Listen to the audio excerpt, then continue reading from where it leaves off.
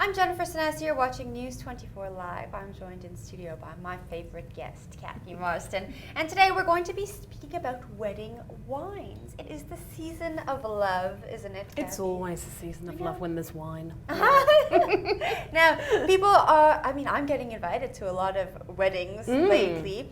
And a lot of people in the office are getting married, and I hear a lot of people asking, what kind of wine must I serve at my wedding? So today we're going to be speaking about weddings with a little bit of a bigger budget, giving you some options that you can serve to your guests. Absolutely. So these two that I've got here are both over 100 rand actually. The Marathi is 100 and the Allée Bleu is 170. So these are perhaps for weddings, as you say, where you've got a little bit more money to sort of spend on your guests.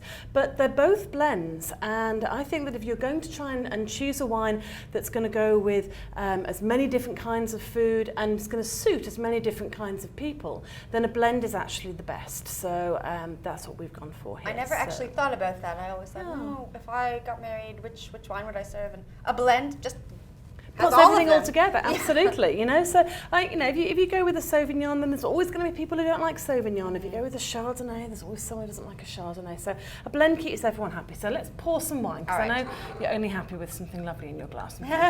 So let's talk about this one here. This is the Lawrence Camphor from Marathi, and it's a blend of mainly Chenin with some Sauvignon and then a couple of more unusual grape varieties in there as well. And I chose this not just because I think it's a very good price for the wine, and it's a lovely wine to drink.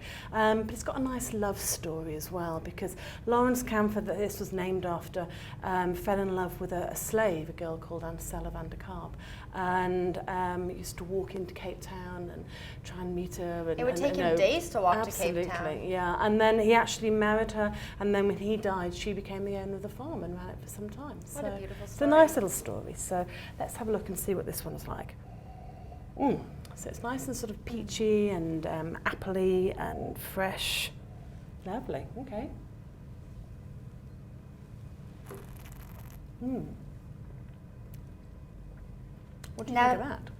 That tastes like it would please a lot of different palates. Absolutely. It's not too heavy, it's not too wooded. Yep. Absolutely. It's just really refreshing, and it would go with a lot of different dishes. It's a very, very food-friendly wine because it's got a good weight to it. It'll go with chicken, it'll go with red meat as well, I think, if you need to do that. It'll definitely go with fish. And because it's got these two fragrant varieties of Viognier and Verdelho in there, I think it'll also go if you're having anything a bit spicy. So if you're planning a curry or anything a little bit chilly for your wedding feast, then I think this would be a good match with it. Yeah, now tell us about the Allée Bleu. So I'm sorry, I was going to throw this away. We are, aren't we? I'm never going to get through this interview. This Allée Bleu, this comes from Franschhoek, and this is like a no-brainer for a wedding, because this is called L'amour toujours. Which means always love. Absolutely. So could there be anything better to have for your wedding? Now, this is a Bordeaux blend. So this is a blend of Merlot and Cab Franc and all those different kinds of things.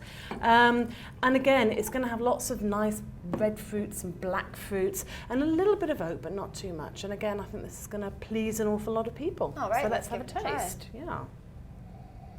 It just smells like savoury and exciting, which is lovely.